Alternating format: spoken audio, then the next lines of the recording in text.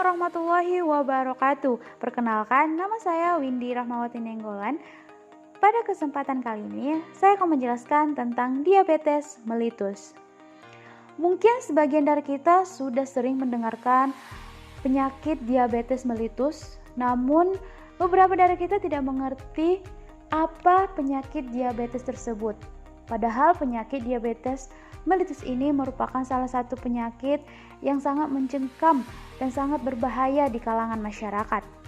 Jadi pada kesempatan ini, dalam video ini saya akan menjelaskan secara rinci apa penyebab dari diabetes mellitus tersebut, siapa yang akan terdampak oleh penyakit tersebut, kenapa seseorang bisa terkena penyakit tersebut, di mana, kapan, dan bagaimana diabetes tersebut masuk atau kita terkena oleh penyakit tersebut.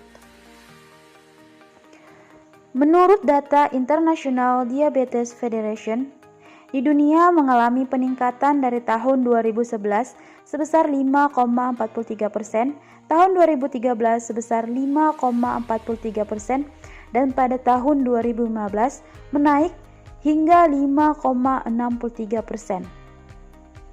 Pada tahun 2015 di Indonesia terdapat penderita sebanyak 10 juta jiwa. Jumlah penderita diabetes mellitus ini diperkirakan akan meningkat pada tahun 2040, yaitu sebanyak 16,2 juta jiwa penderita.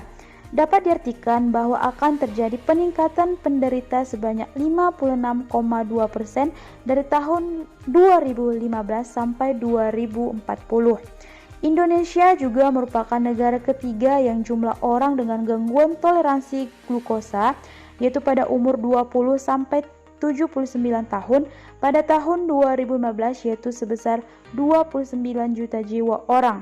Hasil riset kesehatan dasar menyebutkan bahwa prevalensi orang dengan diabetes mellitus Indonesia terus meningkat dari tahun 2007 sebesar 0,7% berdasarkan hasil diagnosa dokter atau tenaga kesehatan. Pada tahun 2013 sebesar 1,5% berdasarkan hasil diagnosa dokter dan tenaga kesehatan, dan pada tahun 2018 sebesar 2%. Diabetes mellitus atau sakit gula diartikan sebagai peningkatan kadar glukosa darah sebagai akibat ketidakmampuan tubuh mengolah karbohidrat atau glukosa akibat kurangnya jumlah insulin atau insulin tidak berfungsi secara sempurna atau terjadi resistensi insulin dalam tubuh. Diabetes mellitus ini juga memiliki beberapa jenis. Yang pertama ada diabetes mellitus tipe 1. Diabetes mellitus tipe 1 atau sering dikenal dengan istilah insulin dependent diabetes. Penamaan tersebut mengacu pada keterkaitan diabetes tipe ini dengan ketidakmampuan tubuh untuk memproduksi insulin. Dari total penderita diabetes, setidaknya sekitar 10% penderita mengalami diabetes tipe ini. Pengobatan untuk diabetes tipe 1 sendiri biasanya dilakukan dengan suntik insulin secara teratur. Yang kedua ada diabetes mellitus tipe 2. Diabetes mellitus tipe 2 adalah jenis diabetes yang paling banyak diderita. Diabetes tipe 2 atau non-insulin dependent diabetes adalah jenis diabetes yang merupakan sisi lain dari diabetes tipe 1. Diabetes tipe ini tidak dapat memiliki kaitan dengan insulin. Tubuh penderita diabetes mellitus tipe 2 sebenarnya masih bisa memproduksi insulin, hanya saja jumlahnya tidak cukup atau cacat. Yang ketiga ada diabetes akibat kekurangan gizi. Sesuai dengan namanya, diabetes jenis ini diakibatkan oleh kekurangan gizi yang parah.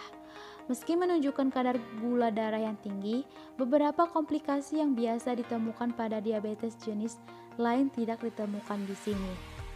Dan yang terakhir ada diabetes gestasional.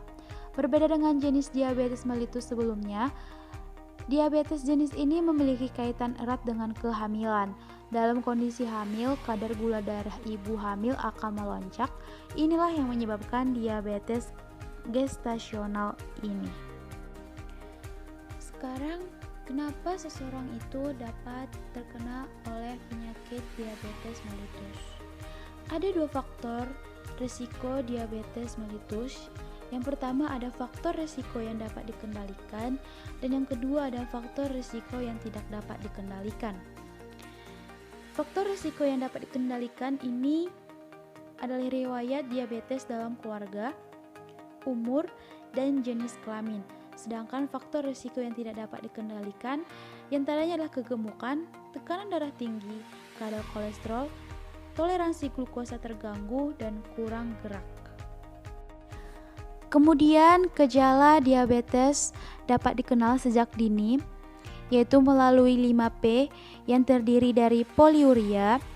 Poliuria ini merupakan banyak kencing, kedua polidipsi, banyak minum, polifagi, banyak makan, lalu penurunan berat badan tanpa sebab yang jelas, dan yang terakhir adalah pruritus, yaitu gatal-gatal.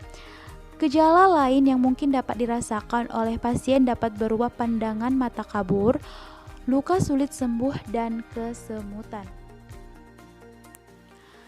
Hal yang harus diketahui oleh masyarakat luas maupun penderita penyakit diabetes mellitus, yaitu diabetes mellitus tidak dapat disembuhkan, namun dapat dikontrol dengan baik. Pengobatan diabetes dikenal dengan menggunakan 4 pilar, yaitu edukasi, gizi medik, olahraga, dan farmakologi. Di sini saya akan menjelaskan tentang 4 pilar pengobatan diabetes mellitus. Yang pertama ada edukasi. Pengetahuan tentang diabetes mellitus dari mulai tipe diabetes, pola hidup, dan pola makan yang dapat menyebabkan diabetes, hingga pengetahuan tentang pemantauan glukosa darah mandiri. Yang kedua ada gizi medik. Asupan gizi yang seimbang diperlukan untuk pengelolaan diabetes mellitus. Contohnya, karbohidrat yang dianjurkan sebesar 45-65% dari total asupan energi, lemak dianjurkan 20-25% kebutuhan kalori, dan protein yang dianjurkan sebesar 10-20% dari total asupan energi dalam sehari. Yang ketiga ada olahraga. Kesibukan aktivitas sehari-hari sering membuat lupa akan olahraga. Namun, olahraga sangat penting untuk membantu penyembuhan pasien diabetes mellitus. Pasien diabetes mellitus harus menghindari kegiatan yang bermalas-malasan seperti menonton TV, rebahan, menggunakan internet, main game, dan sebagainya. Yang terakhir ada farmakologi. Terkadang pola hidup yang sehat belum tentu cukup untuk mengendalikan kadar glukosa darah. Oleh karena itu, tenaga kesehatan maupun dokter biasanya membuat sejumlah obat tertentu untuk membantu menurunkan kadar glukosa agar kembali normal. Pemeriksaan gula darah secara rutin penting dilakukan untuk mengetahui kondisi kesehatan penderita penyakit diabetes mellitus. Tidak perlu menunggu gejala-gejala tertentu karena pasien diabetes tidak menyadari kalau dirinya telah menderita diabetes. Perlu diketahui bahwa penyakit diabetes mellitus ini tidak mengenal usia atau umur. Anak-anak umur 10 sampai 18 tahun sering terdampak oleh penyakit diabetes mellitus tersebut. Selain itu, penyakit diabetes mellitus ini dapat menjadi penyakit komplikasi, yaitu sejumlah komplikasi yang dapat muncul akibat diabetes mellitus tersebut, seperti penyakit jantung, stroke, gagal ginjal kronis, gangguan penglihatan, katarak, demensia, gangguan pendengaran, dan masih banyak lagi penyakit yang disebabkan oleh diabetes mellitus ini. Di sini saya akan membacakan tentang mitos atau fakta tentang diabetes mellitus. Mitos atau fakta. Diabetes adalah penyakit keturunan. Jawabannya adalah mitos. 95% kasus diabetes terjadi bukan karena genetik, melainkan disebabkan oleh beberapa masalah yang terjadi pada insulin. Yang kedua, mitos atau fakta. Ada dua jenis diabetes, yaitu kering dan basah. Pernyataan ini adalah mitos. Dalam ilmu kedokteran atau tenaga kesehatan tidak ada istilah diabetes kering atau basah. Kedua istilah ini merupakan istilah yang timbul dari gejala diabetes tipe 2, yaitu penurunan berat badan drastis, dan diabetes basah merupakan luka yang tidak kunjung sembuh dan tak jarang bahkan bernanah sehingga basah. Sebenarnya adalah komplikasi dari diabetes itu sendiri. Baik diabetes kering maupun diabetes basah, tetap diabetes dan sama-sama berbahaya dan perlu dikendalikan dengan obat supaya tidak timbul komplikasi lainnya yang lebih fatal. Yang ketiga, mitos atau fakta. Puasa dapat mengurangi resiko terkena diabetes. Pernyataan ini merupakan mitos. Puasa tidak mengurangi resiko diabetes karena ada dua tipe diabetes, yaitu tipe 1 karena tidak ada produksi insulin sama sekali pada tubuh si penderita, dan diabetes tipe 2 ketika insulin mengalami beberapa masalah sehingga tidak dapat mengantar gula ke sel-sel tubuh untuk dipecah menjadi energi. Mau puasa setahun lamanya, tetap akan terkena diabetes tipe 1, tidak akan merubah apapun. Begitu juga dengan diabetes tipe 2, tidak makan sama sekali malah memperburuk kesehatan yang lain. Karena masalah pada penyakit diabetes itu terletak pada insulinnya itu sendiri.